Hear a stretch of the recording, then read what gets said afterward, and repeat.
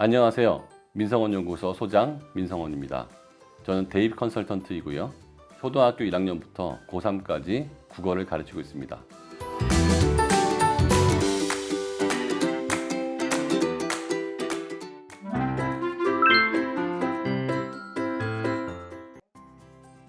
수능이 이제 영어가 절대평가로 바뀌었고요. 그 수학하고 국어의 비중이 거의 같아지고 있어요. 근데 최근에 몇 년간은 오히려 국어의 비중이 그 수학보다도 약간 높은 수준까지 올라왔거든요.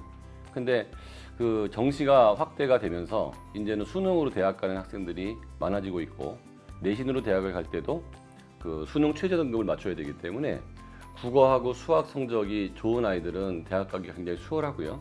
그렇지 않은 친구들은 대학 가기 힘들겠죠. 초등학교 저학년 때부터 국영수 세 과목을 골고루 잘 하는 게 의미가 있습니다. 그런데 많은 경우에 수학하고 영어 공부는 체계적으로 많이 하는데 국어 공부를 체계적으로 하지 않아서 막상 고등학교 가서 이 수능이라는 시험에서 고생을 많이 하고 있습니다.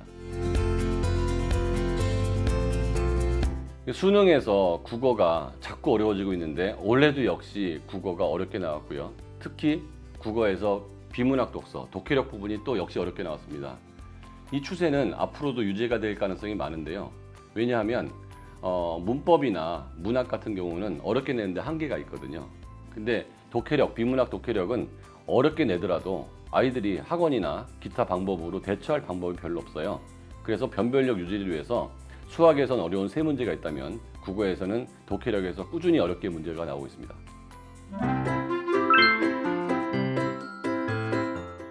요즘 아이들을 디지털 세대라고 하잖아요.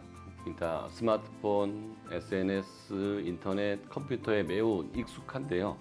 그런 디지털 매체들의 특성을 보면 완전한 문장이 아니고 그 안에서만 쓰이는 언어로 소통을 하는 경우가 굉장히 많아요.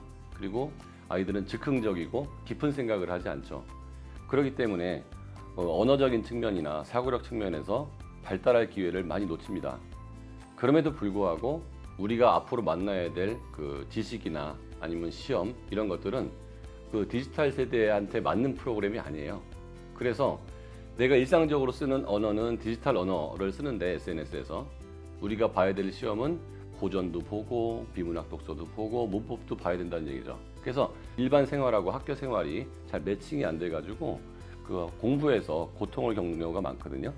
그렇다고 해서 디지털 환경을 없앨 수는 없기 때문에 좀 신경을 쓰신다면 제대로 된 언어 교육을 시켜주면 이런 디지털 환경에 있는 아이들이 별 무리 없이 공부를 하는데 도움이 될 것 같습니다.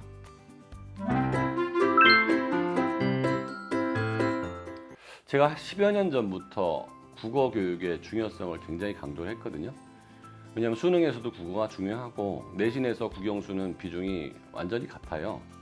그런데 이제 영어, 수학은 공부를 열심히 하다가 국어 공부는 안 하는 경우가 일반적이거든요. 그냥 책이나 읽으면 된다라고 생각하는데 국어가 차지하는 비중이 크다는 것을 점차 느끼고 수능에서 국어가 자꾸 어렵게 나오고 영어가 절대평가로 바뀐 지가 좀 세월이 좀 지나니까 국어의 중요성을 느끼기 시작한 거죠.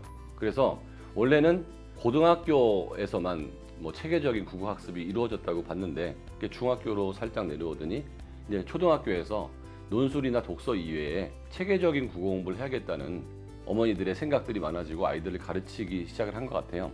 그래서 독해력 책 아니면 자습서, 어휘력 책 많은 종류의 책과 문제집들이 이제 초등학교 쪽에서도 나오기 시작을 했고요.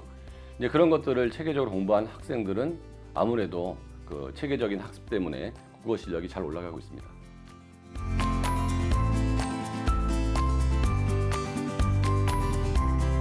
수능에서 가장 어렵게 나오는 영역은 그 독해와 문법 영역이거든요. 가장 어려운 10문제, 아이들이 가장 많이 틀리는 10문제를 보면 8문제가 보통 독해 문제예요. 그거는 2020년도에도 그랬고 2019년도에도 그랬습니다. 그래서 이렇게 독해가 어렵게 나오는 것이 추세이기 때문에 그것들이 이제 미디어 뉴스를 통해서 많은 분들한테 알려지고 이렇게 독해가 어렵게 나온다면 미리 준비를 해야 되겠구나 이런 생각들을 하시는 거죠. 그런데 그 수능 비문학 독해라고 하는데 비문학 독해를 잘하기 위해서는 세 가지가 필요하거든요. 첫 번째는 문장 독해력, 그러니까 구조 분석하는 능력. 두 번째는 어휘력, 세 번째는 배경 지식인데요.